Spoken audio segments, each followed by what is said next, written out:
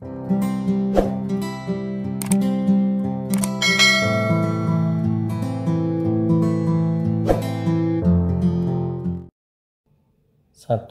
Tentukan hasil penjumlahan bilangan-bilangan berikut. 1A. Min 8, min 12. Cara baca ini adalah utang 8, utang 12. Jadi utang 8 lalu utang lagi 12, maka utang kita itu bertambah. Jadi 8 tambah 12 itu 20. Jadi jawaban kita itu 20. Tapi ingat, utang 8, utang 12, maka utangnya tetap bertambah, maka kita masih tetap utang, yaitu min 20.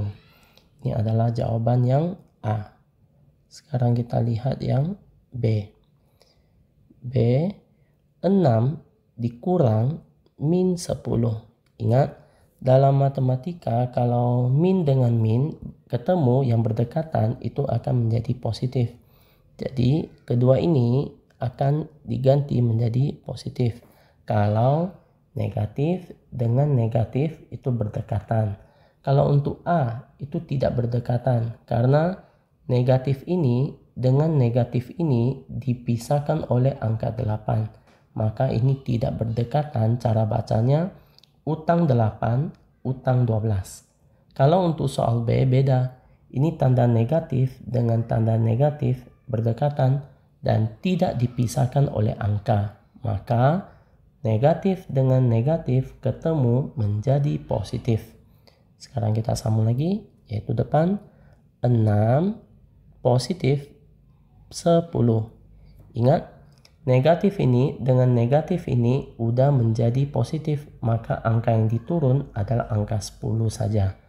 Jadi cara baca 6 ditambah 10, maka ini biasa yaitu 16. Karena tambah biasa ya, maka ini adalah jawaban untuk yang B. Sekarang bagian C. Min 14, min 15 kurang min 21. Jadi cara baca ini adalah utang 14, utang 15. Kita hitung yang depan dulu. Yaitu saat utang 14 lalu utang lagi 15, maka utangnya akan bertambah. 14 ditambah 15. 14 tambah 15 itu dapat 29. Maka kita isi dulu yang bagian sini adalah 29. Dan ingat, ini utang 14 dengan utang 15, utangnya kan tadi bertambah. Maka dia masih tetap utang, yaitu tanda negatif. Dan ingat, tadi ada bilang, tanda negatif dengan negatif kalau berdekatan itu diganti menjadi positif. Lalu yang kita turun angkanya itu 21. Cara baca ini, utang 29 bayar 21. Jadi saat kita ada utang dan ada bayar, maka itu berkurang. Jadi 29 dikurang 21, maka dapat 8. Jadi kita tulis 8 dan ingat, baca lagi, utang 29 bayarnya itu hanya 21. Saat kita utang 29 tetapi bayarnya hanya 21, masih ada utang, yaitu tanda negatif. Maka jawaban untuk C adalah min 8. Lanjut soal nomor 2. Seekor lumba-lumba melompat sampai ketinggian 3 meter di atas permukaan air laut. Kemudian turun dan menyelam sampai kedalaman 7 meter. Hitunglah jarak antara puncak lompatan dengan kedalaman penyelaman lumba-lumba tersebut. Kita bisa kira-kira buat gambarnya, yaitu kita anggap ini adalah permukaan air laut.